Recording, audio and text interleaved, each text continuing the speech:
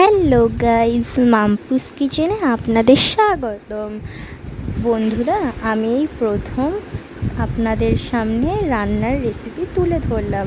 কোনো ভুল ত্রুটি হলে আপনারা মার্জনা করে দেবেন, ঠিক আছে? আমি যেটা রান্না করছি সেটা হলো ফ্রেঞ্চ ফ্রাই। আপনারা কখনো খেয়েছেন? না হলে দেখে নিন, রান্নাটা এভাবে করবেন। আমি রেসিপিটা যতটা নিজের সাধ্যমতো চেষ্টা করেছি। ফার্স্টে আলু কেটেছি, আলুগুলোকে একটা পাত্রে গরম জলে ঢেলেছি, সেখানে একটু নুন দিয়েছি। তারপরে সেগুলো দেওয়ার পরে একটা পাত্রে ঠান্ডা করতে দিয়েছিলাম। দেন ওটা একটা রুমালে শুকিয়ে নিয়েছে, আলুর যে জলগুলো হয় সেগুলো।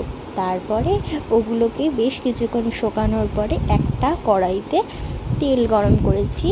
তারপরে তেলের মধ্যে সেই আলুগুলোকে দিয়ে দিয়েছি।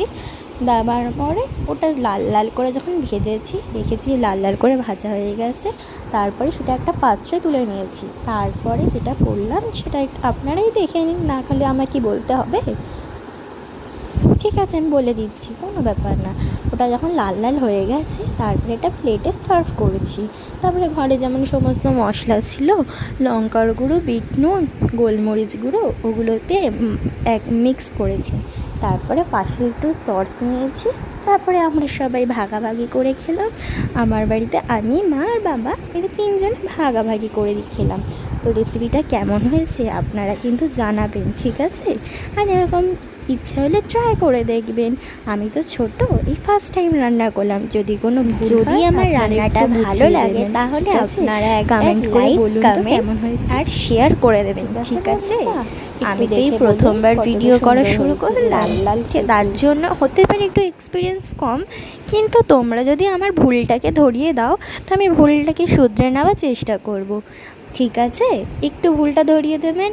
আর কেমন হয়েছে আপনারা একটু বলেই দেখুন। আমি তো টেস্ট করলাম একাই আর আমার ফ্যামিলির সাথে।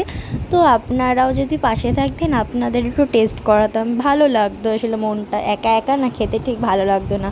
ও হ্যাঁ, একটা জিনিস বলতে ভুলে গেছিলাম।